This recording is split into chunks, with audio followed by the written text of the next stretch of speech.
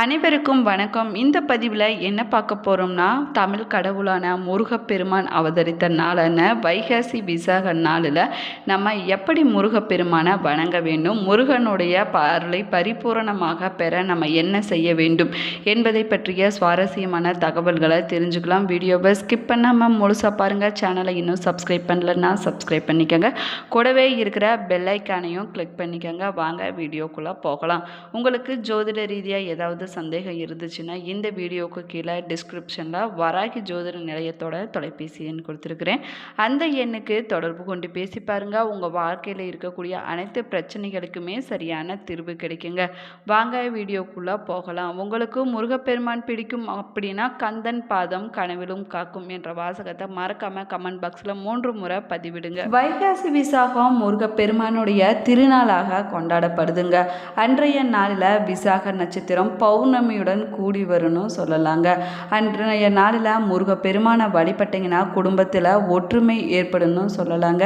தீய சக்திகள் அனைத்துமே விலக்கி விடுங்க. குழந்தை இல்லாதவங்களுக்கு குழந்தை பாக்கியம் கிடைக்க வைகாசி விசாக நாளில் முருகப்பெருமானை மனதார நினைத்து கொண்டு அன்றைய நாளில் முருகப்பெருமானை வழிபட்டு கந்த சஷ்டி கவசத்தை பாராயணம் செஞ்சீங்கன்னா விரைவில் குழந்தை பாக்கியம் கிடைக்கணும் சொல்லலாங்க. வைகாசி விசாக நாளில் அனைத்து முருகன் கோவிலுமே பக்தர்கள் காவடி எடுத்து வந்தும் பால் குடம் எடுத்து வந்தும் தங்களுடைய நேர்த்தி கடனை செலுத்துவாங்க.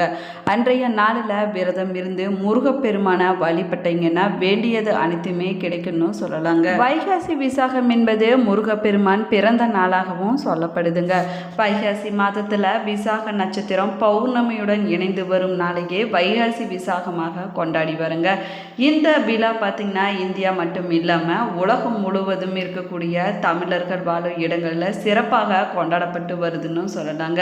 2025ஆம் ஆண்டு ஜூன் 9ஆம் தேதி திங்கட்கிழமை அன்னைக்கு வைகாசி விசாக திருநாள் வருதுன்னு சொல்லலாங்க.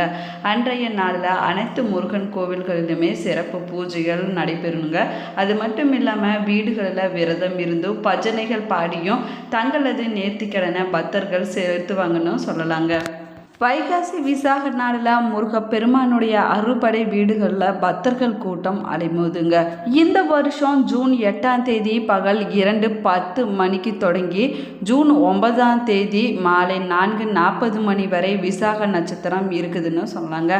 ஆனால் ஜூன் 10ஆம் தேதி பகல் 12:27 மணிக்கு தான் பௌர்ணமி திதி தொடங்குதுங்க. ஆனால் வைகாசி விசாகம் முருகப்பெருமான் அவதரித்த விசாக நட்சத்திரத்தை அடிப்படையாக கொண்டாடப்படக்கூடிய திருநாள் என்பதால விசாக நட்சத்திரம் வரும் ஜூன் 9ஆம் தேதியே வைகாசி விசாக திருநாளாக கொண்டாடப்படுதுன்னு சொல்லலாங்க. ஜூன் 9ஆம் தேதி பக்தர்கள் தங்களுடைய விரதத்தை தொடங்கலாங்க. வைகாசி விசாக நாளில் ஏராளமான பக்தர்கள் காவடி எடுத்து வந்தும் பால் குடம் சுமந்து வந்தும் தங்களுடைய நேர்த்தி கடனை நிறைவேற்றி வராங்க. அதே போல வைகாசி விசாகத்தன்று விரதம் இருந்து முருகப்பெருமானை வழிபட்டால் நினைத்த காரியங்கள் அனைத்துமே நிறைவேறுங்க. அது மட்டும் இல்லாமல் முருகப்பெருமானுடைய அருள் பரிபூரணமாக கிடைக்கும்னு சொல்லலாங்க. வைகாசி விசாக நாளில் விரதம் இருந்து முருகப்பெருமானை வழிபட்டுட்டு வந்தீங்கன்னா குடும்பத்தில் இருக்கக்கூடிய அனைத்து பிரச்சனைகளுமே தீர்ந்து விடுங்க. அது மட்டும் இல்லாமல் கணவன் மனைவிக்கு இடையே ஒற்றுமை ஏற்படணும் சொல்லலாங்க. குடும்பத்தில் அமைதி ஏற்படுங்க. அன்றைய நாளில் விரதம் இருந்தோம்னா குழந்தை இல்லாதவர்களுக்கு குழந்தை பாக்கியம் கிடைக்குங்க. அவர்களுடைய சந்ததி பெருகணும் சொல்லலாங்க. அது மட்டும் இல்லாமல் வாழ்க்கையில் மகிழ்ச்சி கிடைக்கணும் சொல்லலாங்க. அதே போல வைகாசி திருநாள் அன்று முருகப்பெருமானுடைய மந்திரங்களை சொல்லி முருகப்பெருமானை வழிபடுவது சிறப்புக்குரிய விஷயமாகவும் சொல்லலாங்க. வைகாசி விசாக நாளில் கந்த சஷ்டி கவசம் வேல் மரல் ஆகியவற்றை பாராயணம் செய்வது சிறப்பான பலன்களை கொடுக்குன்னு சொல்லலாங்க. அது மட்டும் இல்லாமல் ஓம் சரவண பவா என்ற மந்திரத்தை எத்தனை முறை சொல்ல முடியுமோ அத்தனை முறை அன்றைய நாளில் சொல்லுங்க. அன்றைய நாளில் வேல் வழிபாடு செய்வதும் வேல் பூஜை செய்வதும் சிறப்பான பலன்களை கொடுக்குங்க.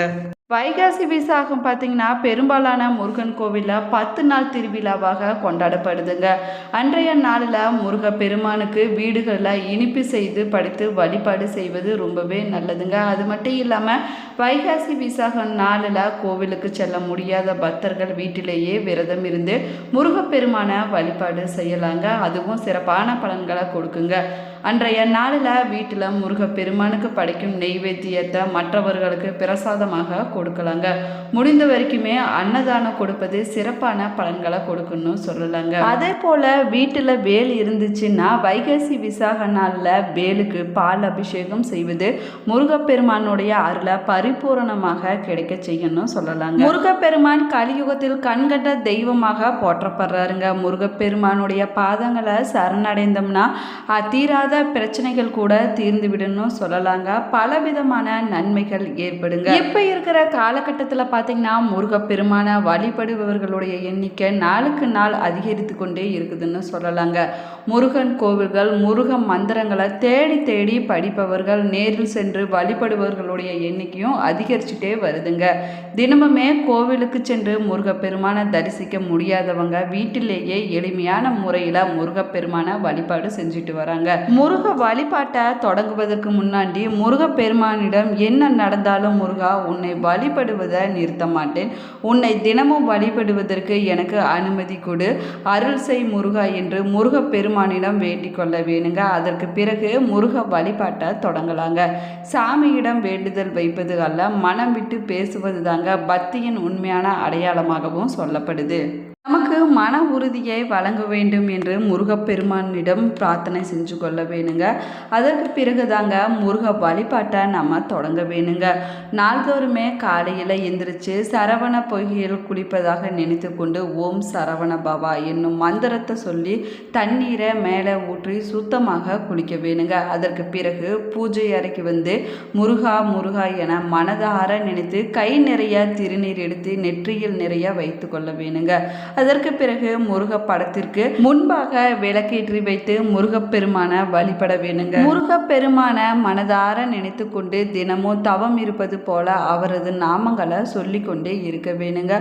அது மட்டும் இல்லாமல் முருகப்பெருமானின் மூல மந்திரமான ஓம் சரவண பவாய நம என்ற மந்திரத்தை சொல்ல வேணுங்க. இந்த மந்திரத்தை சொல்லும்போது வாய் விட்டு சொல்லக்கூடாதுங்க. இந்த மந்திரத்தை எப்பொழுதுமே மனதிற்குள்ளே சொல்ல வேணுங்க. அதே சமயத்தில் நீங்கள் சொல்லும் மந்திரம் உங்களது காதில் மட்டும் படும்படி சொல்ல வேணுங்க. மற்றவர்களுடைய காதில் விழக்கூடாதுங்க. இந்த மந்திரத்தை 11 அல்லது 21 அல்லது உங்களால் எத்தனை முறை சொல்ல முடியுமோ அத்தனை முறை இந்த மந்திரத்தை சொன்னீங்கன்னா சிறப்பான பலன்கள் கிடைக்கணும்னு சொல்லலாங்க. அதே போல் கண்களை மூடி மந்திரங்களை சொல்லும்போது தேவையற்ற பலவிதமான யோசனைகளையோ மற்றும் நினைவுகளையோ கொண்டு வரக்கூடாதுங்க.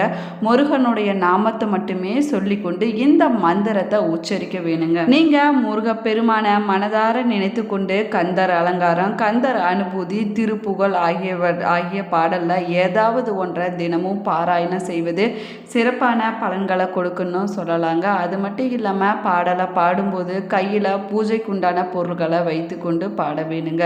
கண்களை மூடி முருகப்பெருமானுடைய பாடலை பாடக்கூடாதுங்க. இந்த பாடல்களை நீங்கள் பாராயணம் செய்யும்போது முருகப்பெருமானுடைய முகத்தை பார்த்தபடி தாங்க நீங்கள் பாராயணம் செய்ய வேணும். அப்படி பாடும் பொழுது பார்த்தீங்கன்னா முருகப்பெருமானுடைய கண்கள் அசைவது போலவும் அவர் சிரிப்பது போலவும் நம்மளால உணர முடியுங்க. இந்த பாடலை சொல்லிக்கொண்டு உங்களுடைய கைகளில் இருக்கக்கூடிய பூக்களை முருகனுடைய பாதங்களில் போட்டுவிட்டு கற்பூர ஆர்த்தி காட்டி வாய் விட்டு சத்தமாக அரோகரா என்று சொல்ல வேணுங்க. அதற்கு பிறகு முருகனுடைய பாதத்தில் இருக்கக்கூடிய பூவில் ஏதாவது ஒன்றை எடுத்துக்கொண்டு உங்களுடைய சட்டையில் வைத்துக்கொண்டோ அல்லது கைப்பையில் வைத்துக்கொண்டோ உங்களுடைய வேலைக்கு போகலாங்க. வீட்டில் இருந்தே கிளம்பும்போது கையில் திருநீரை எடுத்துக்கொண்டு செயல்பட்டு அழியாது என்று தொடங்கக்கூடிய கந்தர் அலங்கார பாடலை பாடி நெற்றி நிறைய திருநீர் வைத்து கொண்டு போக வேணுங்க. முருகப்பெருமான வழிபடும் போது ஆண்களாக இருந்தால் அஷ்டாங்க நமஸ்காரத்தை சொல்ல வேணுங்க. பெண்களாக இருந்தாங்கன்னா பஞ்சாங்க நமஸ்காரம் செய்து வழிபடுவது சிறப்பான பலன்களை கொடுக்கணும்னு சொல்லலாங்க. அதற்கு பிறகு முருகனுடைய ஏதாவது ஒரு பாட்டை தேர்வு செய்து அலுவலகம் செல்லும் வழியிலே பாடிக்கொண்டோ அல்லது அந்த பாடலை கேட்டுக்கொண்டோ போகலாங்க. இப்படி தொடர்ந்து செஞ்சுட்டு வந்தீங்கன்னா முருகப்பெருமானோடைய அருள் பரிபூரணமாக கிடைக்கணும்னு சொல்லலாங்க. அது மட்டும் இல்லாமல் நீங்கள் எடுக்கக்கூடிய காரியங்கள் அனைத்துமே வெற்றியை தரணும்னு சொல்லலாங்க. நன்மைகள் உங்களை தேடி வரணும்னு சொல்லலாங்க. அனைத்து முருகன் கோவிலிலும் வைகாசி விசாக திருவிழாவானது 10 நாட்கள் கோலாகலமாக கொண்டாடப்படணும்னு சொல்லலாங்க.